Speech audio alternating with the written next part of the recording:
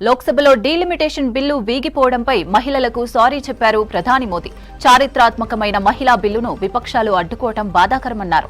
చట్టసభల్లో మహిళల న్యాయమైన కోటా దక్కకుండా విపక్షాలు అడ్డుకున్నాయని ఆవేదన వ్యక్తం చేశారు.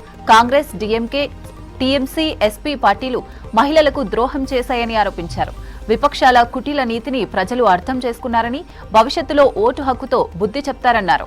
ప్రస్తుతం తమకు సంఖ్యాబలం లేకపోవచ్చని, కానీ కావాల్సినంత ఆత్మబలం ఉందన్నారు మోదీ. మహిళా రిజర్వేషన్ బిల్లు పేరుతో బీజేపీ తన అధికారం సుస్థిరం చేసుకునేందుకు చేసిన కుట్రను అడ్డుకున్నామన్నారు ఎల్ఓపీ రాహుల్ గాంధీ. ఎన్నికల ప్రక్రియను మార్చేందుకు కేంద్రం కుట్ర చేసిందని ఆరోపించారు. ప్రతి రాష్ట్రానికి లభించే ఎంపీ సీట్ల సంఖ్యను మార్చాలని మోదీ, అమిత్ షా కోరుకుంటున్నారని చెప్పారు. తమిళనాడులో ఎన్నికల ప్రచారంలో పాల్గొన్న రాహుల్ సౌత్, నార్త్ ఈస్ట్ సహా చిన్న రాష్ట్రాలను బలహీనపరచాలనేదే బీజేపీ కుట్రన్నారు. తమిళనాడులో కీలుబొమ్మ ప్రభుత్వం ఏర్పాటు చేయాలని బీజేపీ ఆరాటపడుతోందని విమర్శించారు.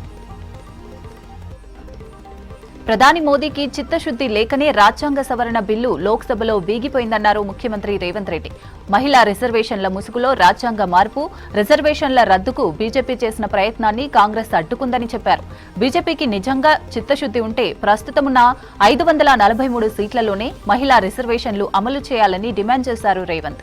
మహిళా రిజర్వేషన్లపై సోమవారం వరకు చట్టాలను రూపొందించి పార్లమెంటు ముందుకు తీసుకురావాలని కోరారు. పార్లమెంట్లో ఓడిపోయింది మోదీ అహంకారం తప్ప మరొకటి కాదన్నారు. ఈ నెల 20న రైతు భరోసా రెండో విడత నిధులు విడుదల చేయనుంది సర్కార్. ఎకరానికి 6,000 రూపాయల చొప్పున 45,11,947 మంది రైతుల ఖాతాల్లో నేరుగా జమ చేయనుంది. ఇందుకోసం 5,653 కోట్లు ఖర్చు చేయనుంది. 20న జయశంకర్ భూపాల్పల్లి జిల్లా కాటారంలో జరిగే బహిరంగ సభలో సీఎం రేవంత్ రెడ్డి మంత్రుల సమక్షంలో రైతు భరోసా నిధులు విడుదల చేయనున్నారు. బ్యాండెడ్ లేబర్ ను అరికట్టాలనే చట్టాలు కఠినంగా ఉండాలని చెప్పారు రాష్ట్ర కార్మిక శాఖ మంత్రి వివేక్ వెంకటస్వామి. బాండెడ్ లేబర్ కార్మికులకు ఇందిరమ్మ ఇండ్లు ఇస్తామని, అవసరమైతే ప్రత్యేక జీవో విడుదల చేస్తామన్నారు.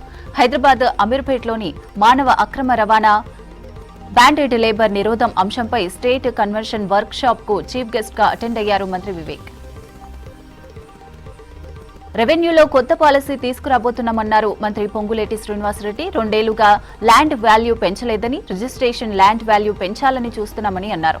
ఈ నెల 20 నుంచి మ్యాప్తో భూముల రిజిస్ట్రేషన్లు ప్రారంభమవుతాయని చెప్పారు. సమ్మర్ అయ్యాకే జడ్పీటీసీ, ఎంపీటీసీ ఎన్నికలు నిర్వహిస్తామన్నారు మంత్రి. అసైన్డ్ భూముల సమస్యలను త్వరలో పరిష్కరిస్తామని చెప్పారు. ఈ నెల 20న కేసీఆర్ పులి వస్తున్నారంటూ హరీష్ రావు చేసిన వ్యాఖ్యలపై కౌంటర్ ఇచ్చారు పీసీసీ చీఫ్ మహేష్ కుమార్. అదే రోజున ఆ పులి తిన్న మేతను బయట పెడతామన్నారు. ఎన్ని ఆవులను, మేకలను తిన్నదో చెబుతామన్నారు. బీజేపీ లీడర్లు ప్రమాదవశాత్తు గెలిచారని, ఓవైసీ పేరు, శ్రీరాముని పేరు తీయకుండా కమలం నేతలు ఎన్నికలకు పోతారా అని ప్రశ్నించారు PCC chief. CM Revanth Reddy hybrid సిద్ధాంతంతో కాంగ్రెస్ బతికి బట్టకట్టే ఛాన్స్ లేదన్నారు మాజీ మంత్రి, బీఆర్ఎస్ ఎమ్మెల్యే హరీష్ రావు. మహిళా రిజర్వేషన్లపై బీజేపీ, కాంగ్రెస్ పార్టీలకు చిత్తశుద్ది లేదని చెప్పారు. ఈ నెల 20న కేసీఆర్ జగిత్యాల బహిరంగ సభ సందర్భంగా సన్నాహక సమావేశం నిర్వహించారు హరీష్. కేటీఆర్, బీజేపీ ఎంపీ తేజస్వి సూర్య వ్యాఖ్యలను సీఎం రేవంత్ ఇప్పటికీ ఖండించలేదని చెప్పారు. బీజేపీతో రేవంత్ కు ఉన్న సత్సంబంధాలేంటో అందరికీ తెలుసునన్నారు. ఏడాది తర్వాత కేసీఆర్ జగిత్యాల బహిరంగ సభకు వస్తుంటే అడ్డుకోవాలని కాంగ్రెస్ సిల్లీ పాలిటిక్స్ కి తెరలేపిందన్నారు BRS working president KTR. Jagtial నుంచే బీఆర్ఎస్ దండయాత్ర ప్రారంభం కాబోతోందని చెప్పారు. ప్రజల ఆశీర్వాదంతో కేసీఆర్ ను మళ్లీ సీఎం చేస్తామని చెప్పారు. రాష్ట్రంలో పునరీకరణ జరుగుతోందని, కేసీఆర్ సభను డైవర్ట్ చేసేందుకు సీఎం రేవంత్ రెడ్డి 20న మేడిగడ్డ టూర్ పెట్టుకున్నారని విమర్శించారు కేటీఆర్. మహిళా బిల్లుపై లోక్సభలో కాంగ్రెస్ వ్యవహరించిన తీరు సరిగా లేదని విమర్శించారు బీజేపీ స్టేట్ చీఫ్ రామచంద్రరావు. బానిస మనస్తత్వానికి కాంగ్రెస్ నిదర్శనమని ఫైర్ అయ్యారు. కాంగ్రెస్ లో ప్రజాస్వామ్యం లేదని, కుటుంబ ఆధిపత్యం మాత్రమే ఉందని విమర్శించారు. మహిళా రిజర్వేషన్లపై కాంగ్రెస్ ది 2 నాల్కల ధోరణి అని అన్నారు కేంద్ర మంత్రి కిషన్ రెడ్డి. మహిళా బిల్లును కాంగ్రెస్ 7 సార్లు అడ్డుకుందని చెప్పారు. డీలిమిటేషన్తో అన్ని రాష్ట్రాలకు 50% సీట్లు పెంచాలని చూశామని, మోదీపై ద్వేషంతో బిల్లును అడ్డుకున్నాయన్నారు కిషన్ రెడ్డి. ప్రధాని మోదీ అధ్యక్షతన భేటీ అయిన సెంట్రల్ కేబినెట్ కీలక నిర్ణయాలు తీసుకుంది. కేంద్ర ప్రభుత్వం ఉద్యోగులకు డిఏడిఆర్లను 2% పెంచింది. గజియాబాద్, సీతాపూర్, రాజమండ్రి, విశాఖపట్నం మధ్య 2 రైల్వే ప్రాజెక్టులకు ఆమోదం తెలిపింది కేంద్రం. అలాగే భారత్ మారిటైమ్ ఇన్సూరెన్స్ పూల్ కు గ్రీన్ సిగ్నల్ ఇచ్చింది. పీఎం గ్రామ్ సడక్ యోజనను మరో 3 ఏళ్లు పొడిగిస్తున్నట్లు తెలిపారు కేంద్ర మంత్రి అశ్విని వైష్ణవ్. హైదరాబాద్ ఉప్పల్లో సత్తా చాటింది సన్ రైజర్స్ హైదరాబాద్ జట్టు. చెన్నై సూపర్ కింగ్స్ పై 10 రన్ల తేడాతో విజయం సాధించింది.